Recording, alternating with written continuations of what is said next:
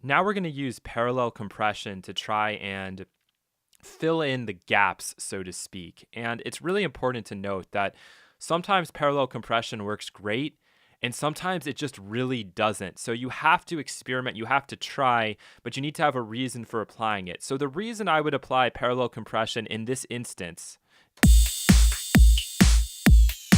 is probably because the low end, that low kick, that sub that we really emphasized before, is sticking out perhaps a little bit too much. And I want to try to bring in some balance to this signal. And so by using a parallel compressor, I can go back to my old saying of I can fill in the gaps. I can make it so that I get more energy into the top end. And I can do that by using a really aggressive form of compression so that we really clamp down hard on the low end and we're able to then, on a whole, bring up the rest of the quality and the content that exists in this drum loop that we have. So let's go with our classic parallel configuration, and we're just going to go and duplicate this track out. So right now it's just going to sound 2 times as loud. I don't need the Kotelnikov though on this one.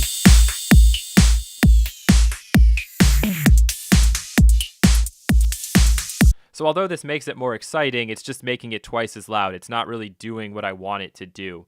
So let's go and let's bring on our DCAM free comp and set this up really kind of in opposite settings to what we just had with the make it bounce, give it a little more movement on the group. And so I'm going to put my attack all the way down. I'll put my ratio all the way up. That's going to give me the hardest compression. And then I'm just going to bring my threshold down quite a bit.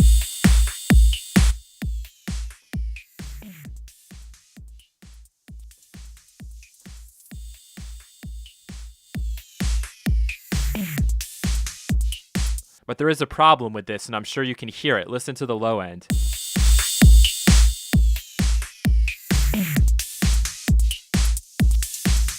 We're getting a decent amount of saturation and distortion down there. For some people, they might prefer that, and it might actually work in context. We can listen to it and see. Yeah.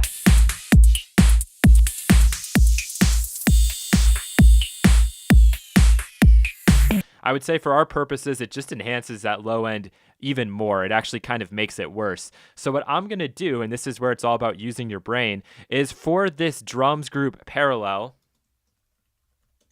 I'm going to go in and I'm actually going to put an EQ before the processing even happens. So let's go with the slick EQ here. Put on a bit of high frequency, high pass frequency here. Filter.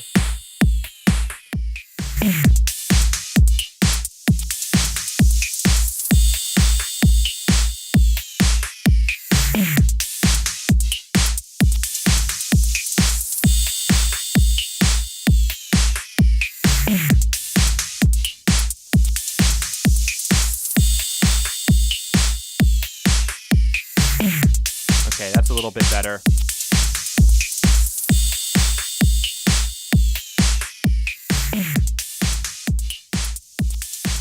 All right, now let's try it in context. Let's just add in a little bit.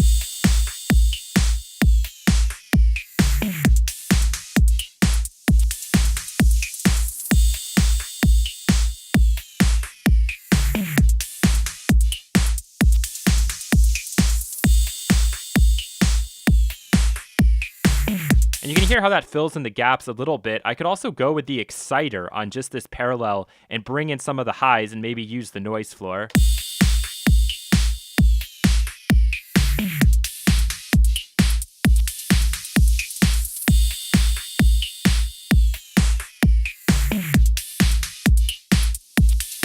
You can hear how a little bit goes a long way.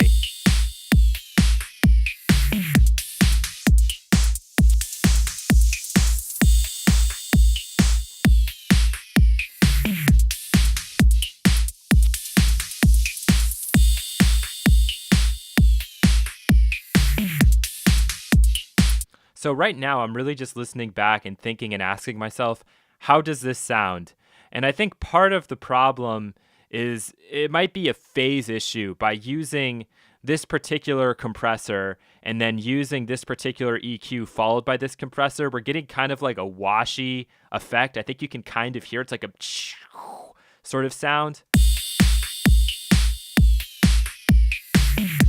seems to be courtesy of like these crashes that I have going. And what I would probably do in this situation in real life would be to either A, not go with the parallel configuration and go with maybe a little bit of the loud max here on the group as a whole, or B, I might just pull these crashes out of the group, which would be probably more appropriate. Get rid of those guys. They're really more of a percussion element anyway, and then see if that helps to solve that kind of phasey issue we're getting. So what I'm going to try, though, is I'm just going to get rid of this. And what I'm going to do is I'm just going to go onto the drums group, because knowing me, this would probably be the way I would do it. And I would just go on here and I'd add a little bit of the loud max so that we do get some of that crushing effect happening. So if I go and I bounce this right now, we can take a look at it. This is what the signal looks like with the bus applied to it. You can look at it real quick. All right, and now let's go in here and let's add a little bit of loud max.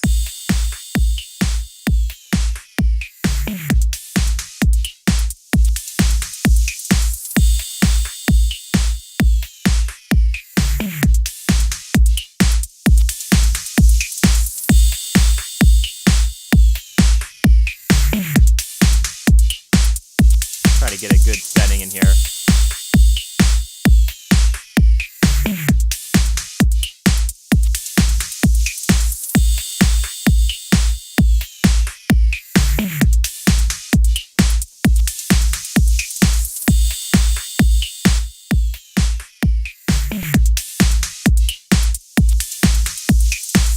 So this combination might actually be the best of both worlds and might be the best way to go with this particular loop.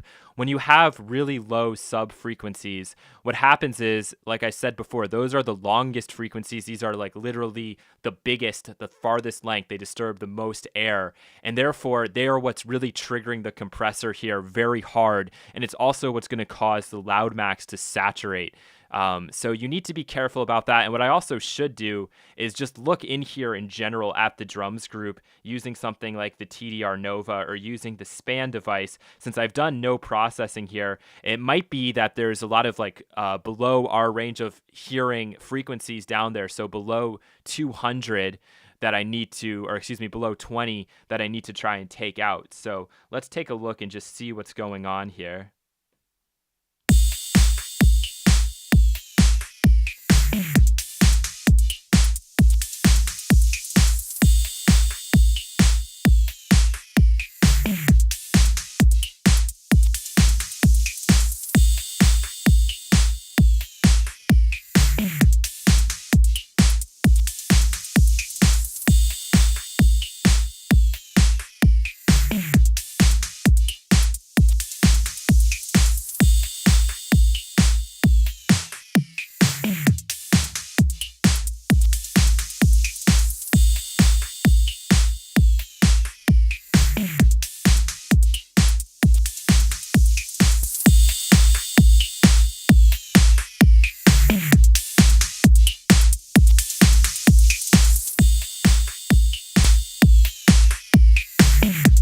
I'm not a fan of these really steep curves.